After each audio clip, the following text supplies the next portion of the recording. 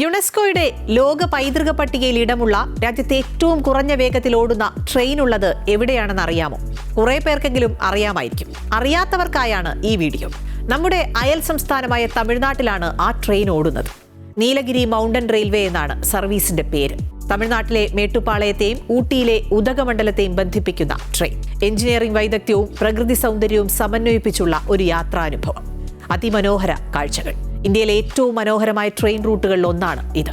കുന്നുകളുടെയും താഴ്വരകളുടെയും കാഴ്ചകൾ സമ്മാനിച്ച് ഒരു ട്രാക്കിലൂടെ വളഞ്ഞു പുളഞ്ഞു പോകുന്ന ഒരു ട്രെയിൻ. പശ്ചിമഘട്ട മലനിരകളുടെ സമ്പന്നമായ സസ്യജന്തുജാലങ്ങളെ പരിചയപ്പെടാൻ ഈ യാത്ര സഹായിക്കുന്നു.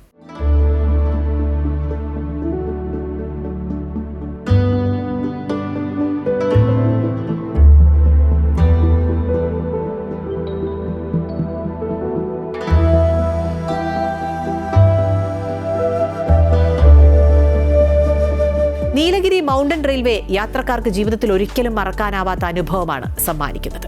ടോയ് ട്രെയിൻ എന്ന് വിളിപ്പേരുള്ള ഈ റെയിൽവേ ലൈൻ 1000 മില്ലിമീറ്റർ നീളമുള്ള ഒരു മീറ്റർ ഗേജ് ആണ്.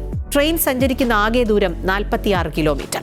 സമുദ്രനിരപ്പിൽ നിന്ന് 330 മീറ്റർ ഉയരത്തിലുള്ള മേട്ടുപ്പാളയത്ത് നിന്ന് 46 കിലോമീറ്റർ അകലെ സമുദ്രനിരപ്പിൽ നിന്ന് 2200 മീറ്റർ ഉയരത്തിലുള്ള ഊട്ടിയിലേക്ക് എത്താൻ ഏകദേശം 5 മണിക്കൂർ എടുക്കും. ട്രെയിനിൽ 72 ഫസ്റ്റ് ക്ലാസ് സീറ്റുകളും 100 സെക്കൻഡ് ക്ലാസ് സീറ്റുകളുമാണുള്ളത്. 1908 ബ്രിട്ടീഷുകാർ നിർമ്മിച്ച ഈ തീവണ്ടി ദക്ഷിണ റെയിൽവേയാണ് ഇപ്പോൾ പ്രവർത്തിപ്പിക്കുന്നത്. മേട്ടുപ്പാളയത്ത് നിന്ന് ആരംഭിച്ച് ഊട്ടിയിൽ അവസാനിക്കുന്ന യാത്ര കൂനൂർ, വെല്ലിംഗ്ടൺ, ലൗഡെയിൽ, ഫേൺഹിൽ എന്നിവ ഉൾപ്പെടെ നിരവധി മനോഹരമായ ഹിൽ സ്റ്റേഷനുകളിലൂടെയാണ് കടന്നുപോകുന്നത്. 16 തുരങ്കങ്ങളിലൂടെയും 250-ലധികം ചെറുതും വലുതുമായ പാലങ്ങളിലൂടെയുമാണ് യാത്ര. 108 വളവുകളും ഈ യാത്രയിലുണ്ട്.